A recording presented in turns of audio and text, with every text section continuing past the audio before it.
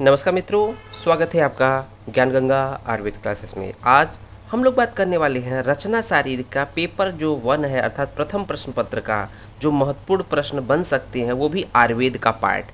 अभी हम लोग इसको रचना शारीरिक को 4 पार्ट में तोड़कर हम लोग पढ़ेंगे। तो इसमें देखेंगे पेपर 1 का आयुर्वेद का पार्ट, उसके बाद देखेंगे पेपर 2 का आयुर्वेद का पार्ट, और उसके बाद देखेंगे पेपर 1 का जो मॉडर्न का पार्ट है, जो बीडीसी एनाटमी का पार्ट है, और पेपर 2 का बीडीसी एनाटमी का पार्ट को अलग अलग हम लोग पढ़ेंगे। तो यहाँ पर हम लोग का ध्यान ये रहेगा कि जो भी प्रश्न होंगे आपके सिलेबस अर्थात एनसीआईएसएम सिलेबस के अकॉर्डिंग ही रहेंगे। और ये जो प्रश्न अभी दे रहा हूँ वो शार्ट आंसर टाइप क्वेश्चन जो 5 नंबर के आते हैं। तो लॉन्ग को भी हम बताएंगे। और एक बात बताना चाहता हूँ कि इससे पहले हम लोगों ने अष्टांग हृदय के जो भी क्वेश्चन बनाए हैं, चाहे मॉडल पेपर बनाए हैं, वो सभी हमारे प्लेलिस्ट में पड़े हुए हैं, ग्रुप में पड़े हुए हैं। आप सीधे ज्ञान गंगा आयुर्वेद क्लासेस के प्लेलिस्ट में जाकर वहाँ पर सर्च कर सकते हैं। और जो भी आपको सर्च करना प्लेलिस्ट में हम लोगों ने बखूबी वहाँ पर एक्सप्लेन किया है, दिया हुआ है। तो आइए शुरू करते हैं यहाँ पर प्रश्नों को। तो यहाँ पर देख रहे होंगे कि पहला प्रश्न क्या बनता है कि शरीर एवं शारीर की व्याख्या। जैसा कि बोला गया है, शरीर एवं शारीर की व्याख्या, ये 5 नंबर में आपसे पूछा जाएगा। तो यहाँ पर सुश्रुत के अकॉर्डिंग जनरली जो रचना शरीर है, यहाँ पर मुख्यतः कोशिश कर रही है कि सुश्रुत को प्रायोरिटी दीजिए। अगर सुश्रुत के अलावा चरक का भी आपको श्लोक या उसका मत है तो आप दे सकते हैं, तो आपका नंबर फुल मार्क्स आ सकता है। तो सुश्रुत तो देना ही देना, साथ ही साथ चरक के मत को भी अगर आता है तो दे देंगे, अगर समय आपके पास है तो पहला प्रश्न है शरीर एवं शारीर की व्याख्या या परिभाषा। तो यहाँ पर सिंपली बताना है शरीर की क्या परिभाषा है, शारीर की क्या परिभाषा है। हम लोगों ने आसान भाषा में इसको पढ़ाया है। उसके बाद दूसरा प्रश्न आपके सामने बनता है शरीर की षडंगता। शरीर की षडंगता या षडंगत्वम, सिलेबस में आपके षडंगत्वम है, बट लेकिन हम लोग को देखना है शरीर की षडंगता, बुक में लिया हुआ षडंगता। षडंगता का मतलब पूरे बॉडी को उन्होंने 6 रीजन में डिवाइड किया है। तो 6 पार्ट कौन कौन से हैं, ये चरक ने भी बताए हैं, सुश्रुत ने बताए। इसको दोनों के मत से बताना है, ये बोथ के मत से होना चाहिए, मतलब चरक और सुश्रुत दोनों के मत से आपको बताना चाहिए। सही मायने में पूरा नंबर तब मिलेगा। अगला प्रश्न देख रहे होंगे अंग विभाग प्रत्यंग, अंग प्रत्यंग विभाग। तो विभाग का मतलब होता है सब डिवीजन। जो हम लोगों ने शरीर की बात की है, पूरे शरीर को अगर देखेंगे तो कहीं ना कहीं 2 भागों में बांटा गया है। एक तो उसको अंग मतलब उसके 6 अंगों में बांटा गया है पूरे शरीर को, तभी तो बोलते हैं षडंग शरीर, तभी तो यहाँ षडंग शरीर है। तो अंग की बात करें, अंग प्रत्यंग विभाग, अर्थात तो शरीर की बात जब करेंगे तो शरीर को हम लोगों ने अच्छे से एक्सप्लेन किया, उसको जाके वहाँ पर चैनल पे देख लीजिएगा। शरीर को पहले 6 अंगों बांटा गया है, प्रत्येक अंग में एक एक करके प्रत्यंग विभाग किए गए, सब डिविजन्स किए गए हैं। तो आचार्य चरक ने जो प्रत्यंगों की संख्या 56 मानी है, तो इस तरह से हम लोगों ने एक्सप्लेन अच्छे से किया, वहाँ जाके देख सकते हैं। अगला प्रश्न देख रहे होंगे आपके सामने शरीर शास्त्र विभाग। तो यहाँ पर शरीर शास्त्र विभाग वेरी वेरी इंपॉर्टेंट क्वेश्चन है, और अधिकतर बच्चों को कन्फ्यूजन रहता है कि सर इसमें लिखना क्या है। क्योंकि जब बुक उठा के देखेंगे तो वहाँ पर महेंद्र सिंह में आपको क्या मिलता है कि वहाँ पर रचना शारीर दिया है, क्रिया शारीर। बच्चे बस रचना शारीर के और क्रिया शारीर के बारे में लिख के छोड़ देते हैं, लेकिन रचना शारीर क्रिया शारीर दोनों ही शारीर का पार्ट है, सुश्रुत संहिता का पार्ट है।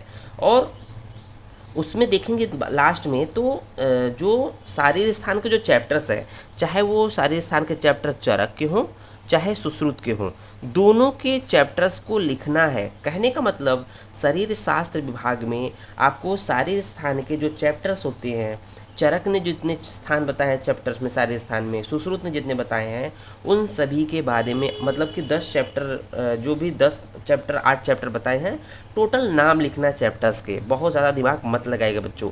उसके बाद देखेंगे शरीर ज्ञान का प्रयोजन। तो वहाँ पर आपके बुक में मिलेगा भी, और हमने भी बनाया है कि क्या इम्पोर्टेंस है शरीर और शारीर की। इम्पोर्टेंस आप शरीर और शारीर का, इसका क्या इम्पोर्टेंस है, प्रयोजन है, मतलब क्या उद्देश्य है, इसके बारे में बताया गया है। अगला प्रश्न देख रहे होंगे कुर्च। ये प्रश्न कहाँ से आता है, परिभाषा शारीर से, जो कि सिलेबस का 2nd चैप्टर है, परिभाषा शारीर। तो परिभाषा शारीर अगर देखा जाए तो अगर एक साथ पूछा जाएगा तो लॉन्ग में आ जाएगा, ठीक है ना। तो हम लोग लॉन्ग में इसको रख देंगे परिभाषा शारीर को, लेकिन इसका एक एक पार्ट, जैसे कुर्च है, कंडरा है, जाल है, ये आपके शॉर्ट आंसर टाइप में पूछे जाएंगे। तो कुर्च की संख्या होती है 6, इसलिए इन्होंने अलग कर दिया। कुर्च के बारे में बताना है आपको, जो भी आधे पेज का या 1 पेज का आंसर बन सकेगा, आपको देना है। उसके बाद देखेंगे अगला प्रश्न आपके सामने है कंडरा और जाल। हमने पढ़ाया भी है कंडरा और जाल को एक साथ पढ़ाया है। हमने कहा है कंडरा और जाल की संख्या कितनी होती है, 16 कितनी होती है, 16। ट्रिक क्या बताया था, जाल में कंडे, जो मछली मारते हैं तो उसमें कंडे पड़ गए, तो जाल में कंडे कितने हैं, 16 हो जाएंगे, इसलिए जाल में कंडे 16 होता है। उन्होंने पर बताया भी एक कुछ इस तरह से जाल बनता है, स्क्वायर है, 4 × 4 16 हो जाएगा। तो ये जाल और कंडरा के बारे में आपको बताना है। अगला प्रश्न देख रहे होंगे उसी परिभाषा शरीर का है, अस्थि संघात। अस्थि संघात की संख्या जो होती है 14 होती है बच्चों, और इसके बारे में आपको बताना है। उसके बाद देखेंगे सीमंत की बात कर रहा है, सीमंत की बात कर रहा है तो यहाँ पर सूचर्स की बात कर रहा है। और मॉडर्न में देखेंगे तो सूचर्स की बात कर रहा है। सीमंत की जो संख्या होती है, ये सीमंत है, इसके बारे में आपको बताना है। ये सीमंत सूचर नहीं है, सेवनी सूचर है बच्चों, ये ध्यान दीजिएगा, सीमंत के बारे में लिखना है। अगला प्रश्न देख रहे होंगे सेवनी। सेवनी जो होती है वो सूचर्स होती है, इसकी संख्या 7 होती है, जिसमें 5 जो होते हैं सिर में होते हैं, प्लस 1 जो होते हैं मध्य प्रदेश में होता है, वृषण में होता है, और 1 जिह्वा होता है। तो इस तरह से टोटल संख्या 7 हो जाती है, इसके बारे में आपको बताना है। सीवला एक स्ट्रक्चर होती है, चलनी के समान स्ट्रक्चर्स होती हैं, उसको बोलते हैं सेवनी। उसके बाद देखेंगे अगला प्रश्न वेरी वेरी इंपॉर्टेंट है, जो बहुत ही कॉमन है, बहुत ही आसान है। गर्भ की व्याख्या या परिभाषा। सुश्रुत ने गर्भ की परिभाषा या शरीर की परिभाषा जब भी दी है तो आप यहाँ पर गर्भ की परिभाषा चरक और सुश्रुत दोनों के अकॉर्डिंग देने की कोशिश करेंगे, क्योंकि एक एक लाइन का श्लोक है, बहुत छोटा सा श्लोक है, दोनों का श्लोक देखे एक्सप्लेन करेंगे, उसमें जो भी टर्म है उसको बताइए कि इसका ये मतलब है, इसका ये मतलब है। अगला प्रश्न देख रहे होंगे कॉन्सेप्ट ऑफ शुक्र, या पेपरों में आपके सीधे आता है शुद्ध शुक्र के बारे में लिखना है। तो पेपरों में आप तो या तो इस रूप में आएगा कॉन्सेप्ट ऑफ शुक्र के रूप में, या सिंपल शुक्र के रूप में हेडिंग रहेगी, या शुद्ध शुक्र के रूप में पढ़ा रहेगा। तो 5 नंबर का प्रश्न होता है बच्चों। बहुत अच्छे से इसको अच्छे समझ के, बहुत 1 से 1.5 पेज का नंबर जो भी मैटर हो आप अच्छे से एक्सप्लेन करके टाइम मेंटेन करके उसको देंगे तो 5 का 5 नंबर कहीं नहीं गया है। अगला प्रश्न देख रहे होंगे कॉन्सेप्ट ऑफ आर्थो। 13वां प्रश्न देख रहे होंगे कॉन्सेप्ट ऑफ आर्थो। आर्थो अर्थात जिस तरह से शुक्र की बात चल रही थी पुरुषों में, स्त्रियों में आर्थो की बात चल रही थी। तो यहाँ पर देखेंगे आर्थो या शुद्ध आर्थो के बारे में भी देखते हैं, तो यहाँ पर इसके बारे में एक्सप्लेन किया गया है चैनल पे। अगला प्रश्न देख रहे होंगे हम लोग कि बहुत ही ज़्यादा इंपॉर्टेंट प्रश्न, 14वां प्रश्न, गर्भाव क्रांति। जनरली बच्चे कंफ्यूज जाते हैं, गर्भाव क्रांति का मतलब क्या था। गर्भाव गर्भ प्लस लिखते हैं, गर्भ प्लस क्रांति लिख देते हैं, लेकिन बहुत ही गलत है। लेकिन इसका जो इसको पहले तोड़ेंगे, हम लोगों ने एक्सप्लेन भी किया है गर्भाव क्रांति को किस तरह से, किस कमेंटेटर ने क्या बताया है। गर्भ प्लस अवक्रांति, गर्भ का मतलब जानते हैं शुक्र शोणित के संयोग के पश्चात जो गर्भाशय में जीव की उत्पत्ति होती है उसको गर्भ करते हैं, और अवक्रांति का मतलब होता है अवतरण, अर्थात जो शुक्र शोणित संयोग के पश्चात, फर्टिलाइजेशन के पश्चात यूट्रस में एक तरह से जो इम्प्लांटेशन होता है, तो उस पूरे प्रक्रिया को हम लोग अवतरण बोलते हैं, अवक्रांति बोलते हैं। तो इसको हम लोगों ने विधिवत समझाया है। तो गर्भाव क्रांति से आप क्या समझते हैं, आप मेरे समझ से आपको समझ में आ गया होगा प्रश्न। अगला प्रश्न देख रहे होंगे गर्भ वृद्धि में पंचमहाभूत का महत्व। तो जब आप सुश्रुत का जब शरीर पढ़ते हैं तो गर्भ की बात करते हैं, जो परिभाषा शरीर की बात करते हैं, तो उसमें बड़ा सा श्लोक आता है शरीर के, सुश्रुत के शरीर के परिभाषा में बहुत बड़ा सा श्लोक आता है, उसमें पंचमहाभूत का कार्य भी बताया गया है। तो यहाँ पर 5 नंबर में पंचमहाभूत का कार्य बताना है कि गर्भ की वृद्धि में या गर्भ के विकास में पंचमहाभूत आकाश, वायु, अग्नि, जल, पृथ्वी का किस तरह से क्या इंपॉर्टेंस है। पर्टिकुलर महाभूत से शरीर का कौन सा पार्ट, शरीर का कौन सा अंग उत्पन्न होता है, डेवलप होता है, उसके बारे में बताना है। अगला प्रश्न देख रहे होंगे, ये वेरी वेरी इंपॉर्टेंट है, ये 15वां प्रश्न। उसके बाद देख रहे होंगे 16वां प्रश्न, अपने आप में बहुत ज़्यादा इंपॉर्टेंट है। आपके सामने दिख रहा होगा बीज भाग एवं बीज भाग अवयव। तो बहुत ही साधारण सा प्रश्न है और बहुत ही आसान भी है, बहुत ही टफ भी प्रश्न है। अगर आप इसको अच्छे से नहीं समझे हैं तो हम लोगों ने आपको इसको विधिवत बताया है, रचना सारणी में जाके वहाँ पर इजीली देख सकते हैं, आप लोगों ने देखा भी होगा। अगला प्रश्न देख रहे होंगे गर्भ का पोषण। गर्भ का पोषण किस तरह से, एम्ब्रियो न्यूट्रिशन किस तरह से होता है, फीटस का न्यूट्रिशन किस तरह से होता है, गर्भ नाभि नाड़ी के थ्रू होता है या प्लेसेंटा के थ्रू होता है, किस तरह से बताया गया है।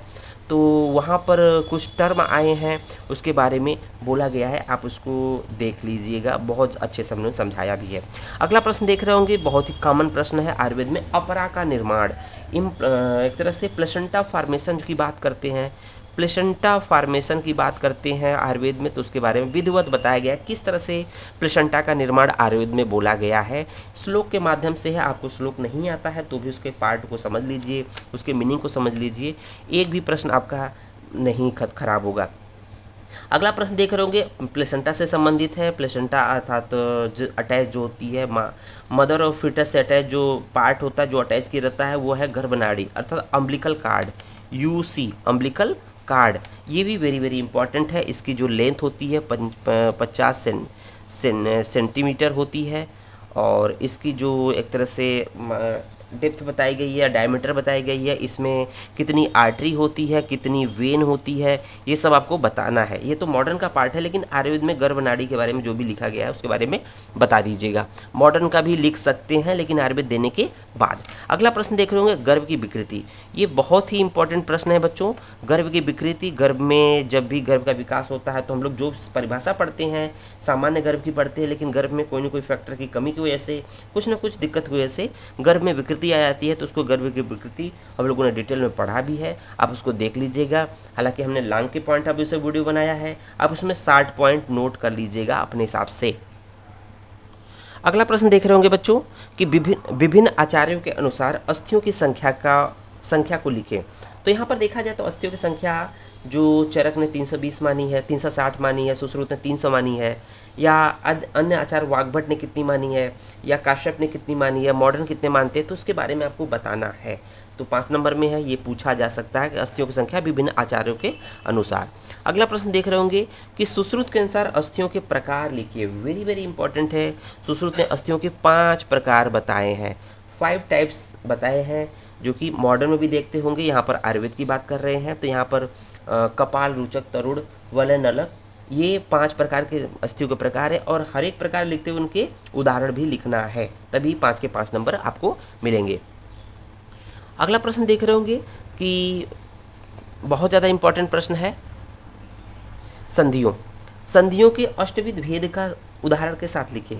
तो कभी कभी क्या होता है, मोस्ट ऑफ द बच्चे बुक में भी इसी तरह से एक्सप्लेन है कि संधियों के 8 भेद, अष्टविध भेद के बारे में बताना। तो 8 टाइप्स जो बोला गया है ज्वाइंट के आयुर्वेद में, उसको 8 का नाम लिखना है, लेकिन नाम लिखने के साथ साथ उसके सामने आपको उसका 1-2 एग्जाम्पल भी लिखना है। अगर आपके पास समय हो तो आप उसके बारे में 1-2 लाइन एक्सप्लेन कर सकते हैं, नहीं तो 8 का नाम लिख के उसके सामने उदाहरण देके जैसा समय हो वैसा अपना टाइम निकाल सकते हैं, पेपर सही कर सकते हैं।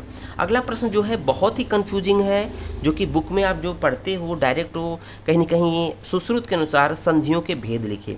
जब भी सुश्रुत के अनुसार संधियों के भेद की बात आती है तो आपके दिमाग में यही अष्टविध भेद ही चलता है। नहीं बच्चों, अष्टविध संधि के भेद उन्होंने 2 बताए हैं। संधि के उन्होंने 2 भेद बताए हैं, एक चल संधि और एक स्थिर संधि। एक स्थिर बताया है और एक अस्थिर। एक स्थिर है, एक अस्थिर है, जिसको हम लोग स्थिर को तो स्थिर ही है, इमूवेबल ज्वाइंट है, और अस्थिर क्या है, ये चल संधि है, मूवेबल ज्वाइंट है। तो फिर ये चल संधि का पार्ट जो होता है यह अष्टविध भेद है। ध्यान से सुनिएगा कि संधि के सुश्रुत ने 2 भेद बताए हैं, एक स्थिर एक अस्थिर। चल स्थिर में तो कोई अदर भेद है नहीं, क्योंकि ये फिक्स्ड है, इमूवेबल ज्वाइंट होता है, इमूवेबल ज्वाइंट होता है। लेकिन जो अस्थिर है, मतलब जो मूवेबल है, जो जिसमें मूवमेंट होता है, उसको चल संधि बोलते हैं। इस चल संधि का पार्ट जो होता है अष्टविध भेद होता है। तो ये बहुत अच्छे से क्लियर कट डिफ्रेंशिएट कर लीजिएगा, एग्जाम में आपको कोई दिक्कत न हो। उसके बाद देख लेंगे अगला 25वां प्रश्न देख रहे होंगे, स्नायु शारीर। तो स्नायु शारीर वैसे देखा जाए तो थोड़ा सा लेंदी है, बट आपको स्नायु की डिफिनीशन देखनी है, स्नायु की संख्या देखनी है, स्नायु का विभाग देखना है, तो उसको देखते हुए आप 5 नंबर में उसमें प्रश्न कर सकते हैं। वेरी वेरी इंपॉर्टेंट है स्नायु शारीर। अक्सर रिपीट होता है, अभी आपके एनसीएसएम में या उससे पुराने पेपर उठाएंगे तो अक्सर रिपीट होता है, ये सब जितने भी पेपर हैं सब रिपीट होते हैं। अगला प्रश्न देख रहे होंगे, स्नायु के प्रकार उदाहरण के साथ लिखें। तो या तो स्नायु शरीर के रूप में आ सकता है, या थोड़ा सा इसको और आसान भाषा में अगर बना दिया जाए तो स्नायु के प्रकार, स्नायु के भेद के बारे में पूछ सकता है उनके उदाहरण के साथ। तो स्नायु के 4 भेद होते हैं, मतलब 4 प्रकार होते हैं, उनके उदाहरण आपको लिखने पड़ेंगे। अगला प्रश्न देख रहे होंगे, जितना भी इंपॉर्टेंस कहा जाए उतना ही कम है। क्या आपके सामने क्या है, स्त्रीणाम तो विंशतिरधिका। ये जब भी प्रश्न आता है तो बच्चों का दिमाग घूम जाता है, क्योंकि अगर आपने बहुत अच्छे से ध्यान नहीं दिया है, बुक में बहुत अच्छे से क्लियर नहीं लिखा है, लेकिन चैनल पर जाते हैं तो हमने क्लियर कट इसको स्नायु शारीर में एक्सप्लेन किया है कि पेशी शारीर में एक्सप्लेन किया है कि पेशियों की संख्या जो स्त्रियों में होती है 20 अधिक होती है। वो 20 किस तरह से अधिक होती है पुरुषों की तुलना में, तो इसके बारे में बताया गया। स्त्रीणाम तु विंशति, स्त्रियों में 20 अधिका, रधिका नहीं होता, इसको पढ़ेंगे स्त्रीणाम तु विंशति अधिका। तो स्त्रियों में 20 अधिक होती है, ये पेशी शरीर के बारे में बोला गया है। पुरुषों में 500 बताया गया है, तो स्त्रियों में 520 बताया गया है। तो ये आपको ध्यान देना है, इसका हम लोगों ने वीडियो बनाया है बहुत अच्छे से, चैनल पे जाके उसको देख लेंगे। उसको देखेंगे सिंपली पेशी शरीर के बारे में पूछ दिया जाता है, तो आपको पता ही है पेशी शरीर के बारे में। पेशी की डिफिनेशन लिखना है, पेशी के प्रकार लिखना है, और जो भी स्त्री संख्या लिखना है, ये सब आपको लिखना ही लिखना है। उसके बाद देखेंगे एक प्रश्न पूछा गया था जो कि अभी NCSM सिलेबस में अलग से सेपरेट और नया टॉपिक जोड़ा गया था, केस नख दंत शरीर। तो केस नख दंत शरीर का पहले ही एग्जाम में NCSM के पहले ही पेपर में क्या पूछा गया था, केस नख दंत की जो परीक्षा का महत्व लिखना था। जैसे अगर हम एग्जामिन करते हैं केस का, नख का, दंत का, तो उस एग्जामिनेशन का क्या इम्पोर्टेंस है, तो ये आप ये बताना है कि क्यों क्यों ज़रूरी है इसका एग्जामिनेशन। उसके बाद देखेंगे अगला प्रश्न आपके सामने है जो कि देखेंगे रोग के संदर्भ में केस नख दंत की प्राकृत विकृत स्वरूप को लिखें। तो जो हम लोग देखते हैं कि किसी के बालों में डंड्रफ हो जाता है, या बाल गिर जाते हैं, या बालों में, या कहते हैं ना कि स्कैल्प, सिर के बाल का जो स्किन होता, मतलब चमड़े की स्किन है वो अलग हो जाती है। तो आयुर्वेद में अलग अलग डिजीजेज बताई गई हैं, केस से संबंधित, नख से संबंधित और दंत से संबंधित। तो प्राकृत स्वरूप के बारे में लिखना है, और विकृत स्वरूप, विकृत मतलब डिजीज की कंडीशन में लिखना है। अगर उनमें कोई डिजीज हो जाए, एक नेचुरल स्टेट हो गया, प्राकृतिक स्वरूप हो गया, स्वस्थ की अवस्था में, तो इनके बारे में बताना है आयुर्वेद में क्या वर्णन है। और जब ये इसमें डिजीज हो जाएंगे तो क्या क्या क्या दिखेंगे, कौन कौन से डिजीज दिखेंगे, उसके बारे में विधिवत हमने बताया है केस नख दंत शरीर में। अगला प्रश्न देख रहे होंगे, इसी से संबंधित है, केस नख दंत का पंच भौतिक स्वरूप या संगठन लिखिए। तो बहुत ही आसान है, आप चैनल पे जाएंगे आपको इजीली मिल जाएगा कि केस नख दंत का पंच भौतिक कंपोजिशन क्या होता है। वेरी वेरी इंपॉर्टेंट है ये। जितने भी पेपर बने हुए हैं, जितने भी प्रश्न बने हुए हैं आपके सामने, अगर आपने इन सारे प्रश्नों को कवर अप कर लिया है तो मुझे पूरा गारंटी है कि आप अपने परीक्षा के जो भी टारगेट लेके चल रहे हैं उसमें सफल जरूर होंगे। इसी कामना के साथ ये समाप्त करता हूँ। जय हिंद, जय भारत।